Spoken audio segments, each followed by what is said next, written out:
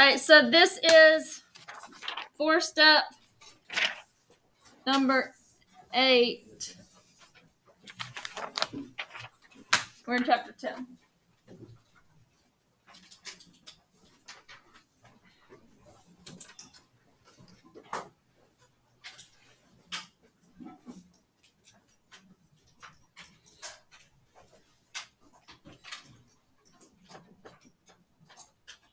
And so this is a 2-sample. It's definitely going to be what?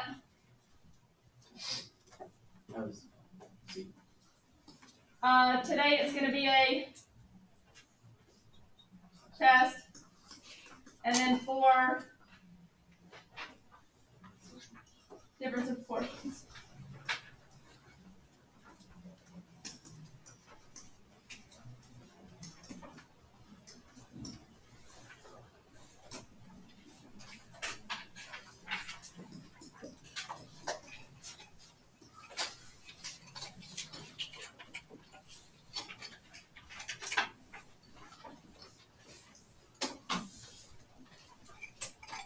All right, so where do I start with state?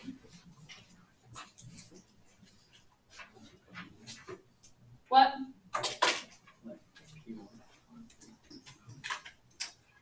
So we started yesterday with defining both of our proportions and then defining population within it. There's no reason that should change when we go from interval to test. So P1 is the proportion of population 1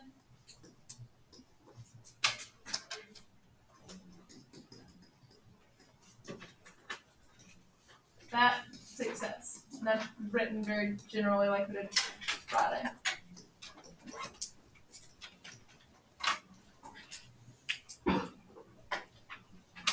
And then same thing with P2. Let P2 be the proportion of population 2 that's success.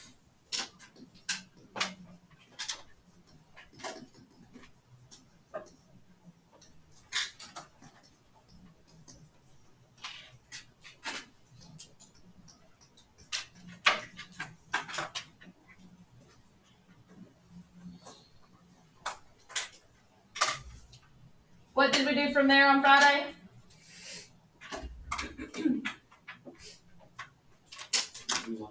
We want to estimate. Well, do we want to estimate? No, so we go to what instead of writing that sentence? What do we always do for tests? So, based off the way I wrote this, how should I write my null hypothesis?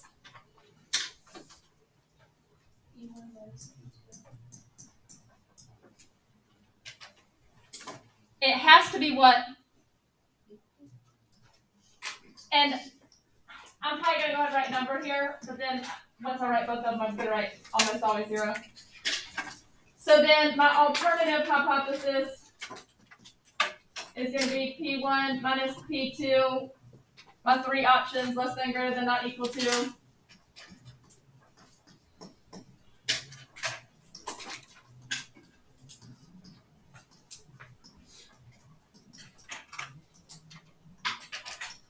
And we almost always put 0 there.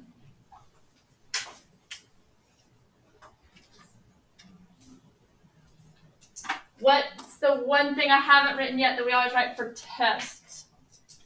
What? I thought somebody said it. What? Alpha. And just like always, use 0.05 if not given.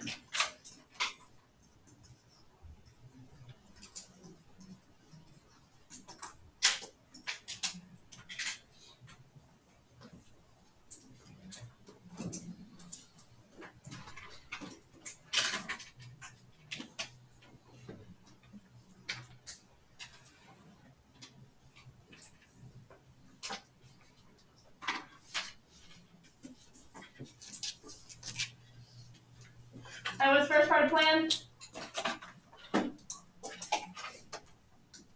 What's the first part of plan?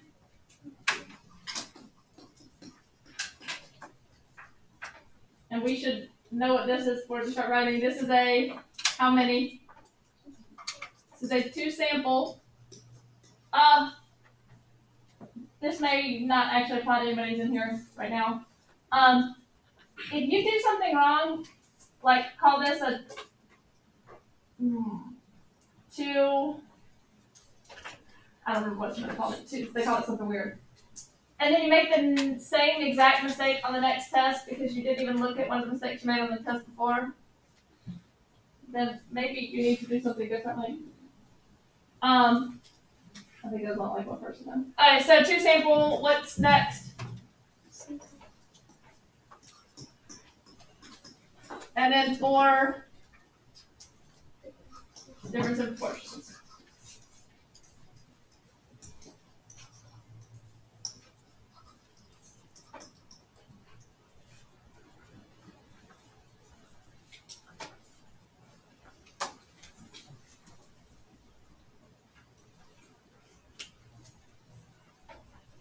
And I'm checking my conditions. Don't care if you write it.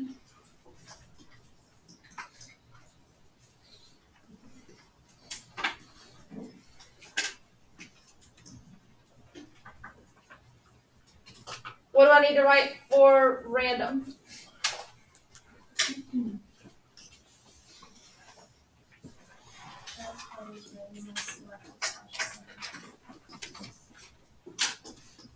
Exact same thing we've always written.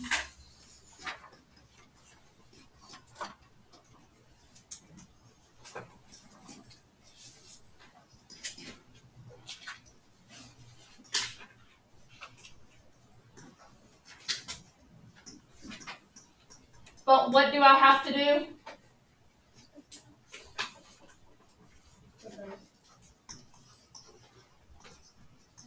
And again, like I talked about with going over the homework, you have to explicitly mention both of them. You can't just say literally for both.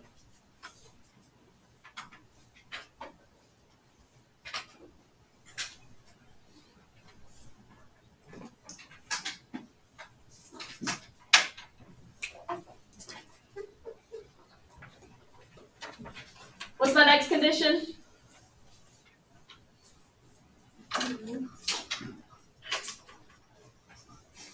So what am I going to do here?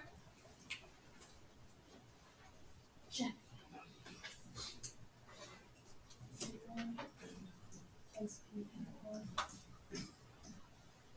Then all 4 of them. So N1, 1 minus P hat 1, N2, P hat 2, N2, 1 minus P hat 2.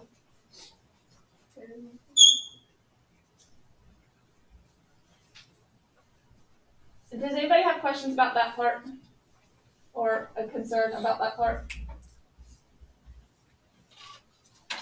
Or a thought about that part? I usually don't need to bring this up, but usually I don't start the day off the way I did it. What could I put here instead? P hat C. It's actually the fact that, and you don't need to get into all this, it's actually the fact that depending on direction, P hat C is going to be between the 2. So if it works for both of these, it would work with P hat C because it's the more conservative version of both of them. So technically that would be fine to check that, but this, if you do it this way and check it, that would also check off right. Like I said, I usually don't have to have that conversation because I usually don't talk about P hat C until we get to do, but. And then just like we always do, there are at least 10 individuals.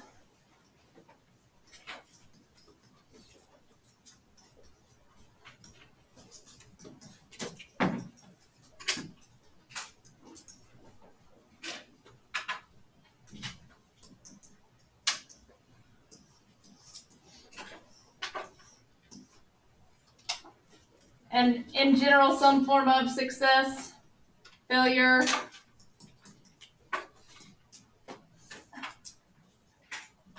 I wrote population 1, population 2. It's really better to put sample 1, sample 2, but stay consistent. This really is talking about just in your sample. And that's why this gets easier too, is because it usually gives you p hat in 1 times p hat 1, which means I have to do less math. So if I chose to do p hat c instead, then I'd have to do math that I wouldn't have to do this way.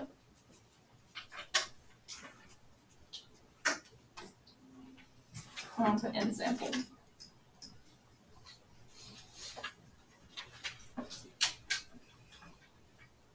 So you can use no approximation.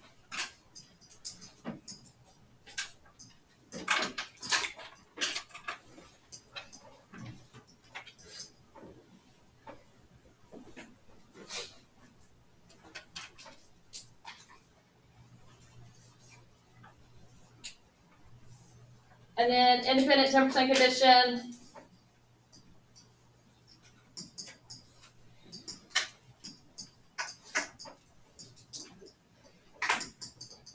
That I'm checking for both, just like we always do, or just like we did yesterday or Friday.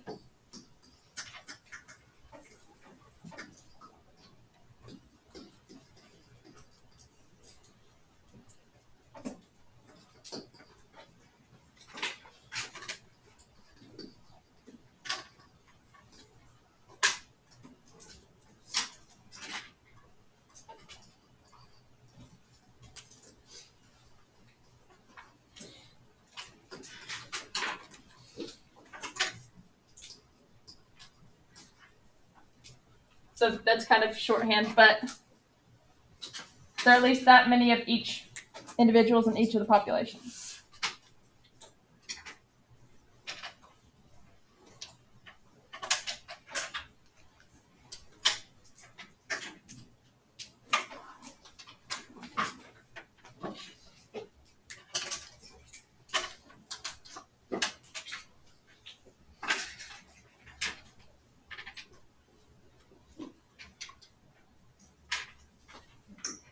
Alright, do.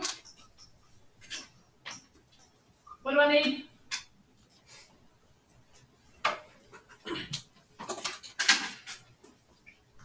What are the things I need? What else? P hat 2, what else? N1, N2. It's not an interval, it's a test, so what are the other 2 things I need?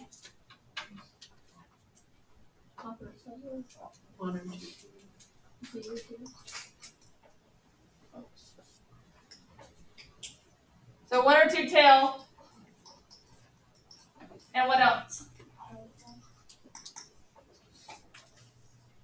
I don't need confidence level because it's not an interval. I don't need Z or T only because I'm just on proportions here. So 1 or 2 tail and alpha.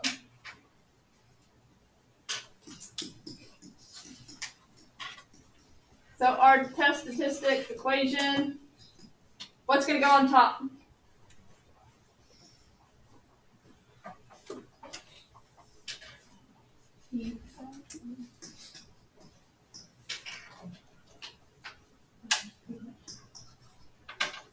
Now, the weird thing about this is it's actually, so our claim usually, if it's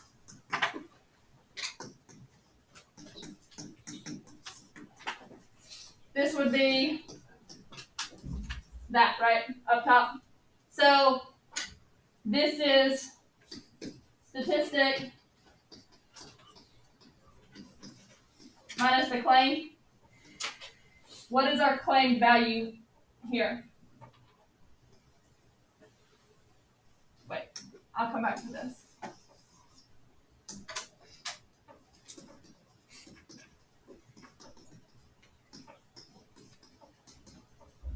Right? We get that part? What is our claimed value?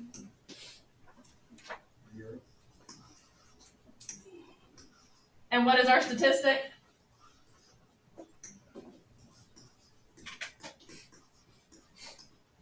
So even though that looks weird, that's technically what the top part of your equation is. But I would write number there.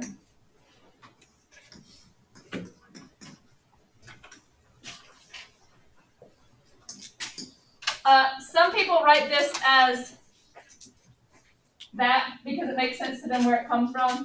There's not a thing called pound not, but they remember that this is where it comes from, and so that kind of helps them out carefully write it. So then what is definitely going to go down here? Which is where we started the day.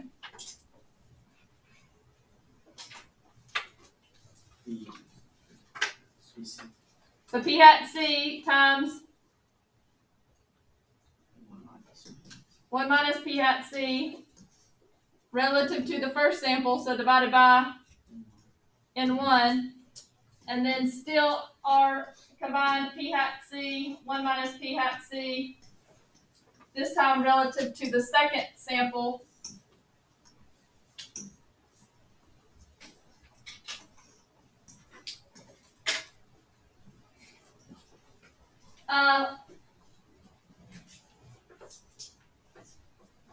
Just while I'm thinking about this,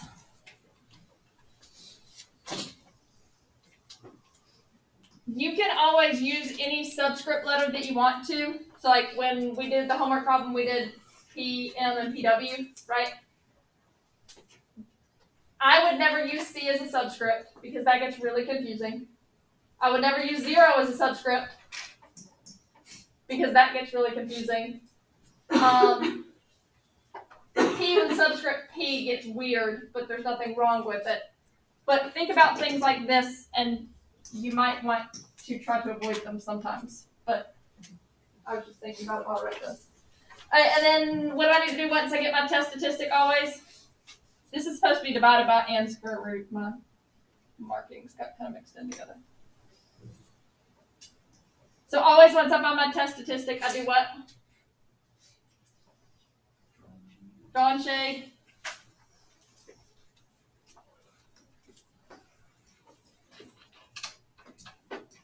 And what do I get out of that?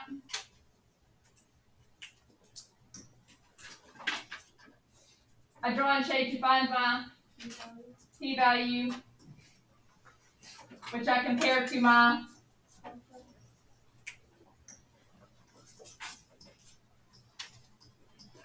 and the way I choose to write it, my two options are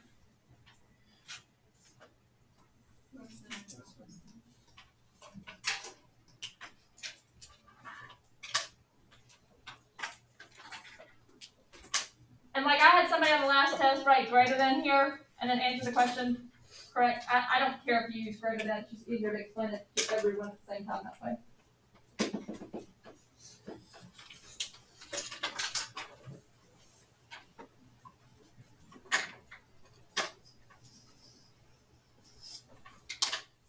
And then conclude.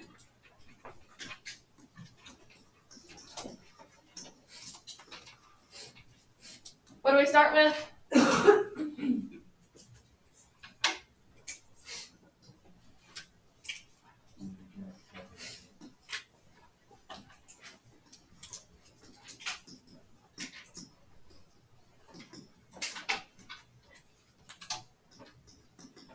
What is it that we reject or fail to reject?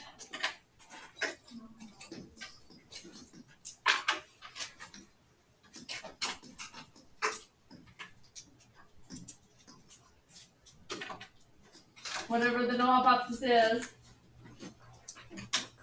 Why?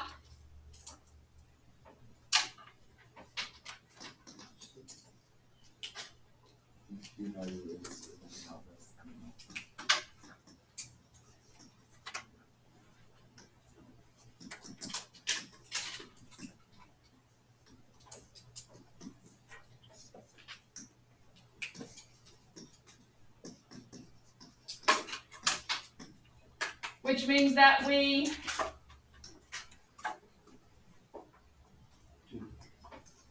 do or do not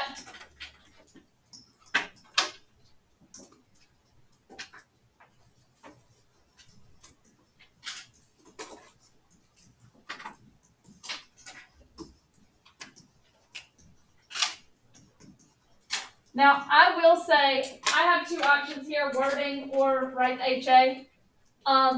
On the test that y'all took on Thursday, some people are writing it in words wrong.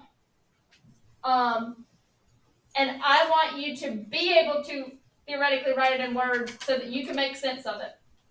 So that if the question is asked like that, you need to understand what's going on. But I'm also going to go ahead and say that for a test, let's go ahead and not worry about that and just worry about writing it correctly and just write HA. Because I'm borderline counting off for people that are just trying to go above and beyond and write it out in words. So I'm probably not going to turn it off because I wrote it the other way too. But I don't want you writing it wrong on the AP exam. So let's start just doing it as, let's just write this when we do it for like a test question. I feel like the yellow, is that... That's what I changed. Say it again. Like P1 minus P2, do we write that, or do we have... This is what you would actually write, but sometimes it's W or whatever. I probably should have written that in green. Like, that's just me choosing what to write. I guess orange would only be the subscript. That's probably a better way to do it. Does that make more sense of what you're asking? Okay.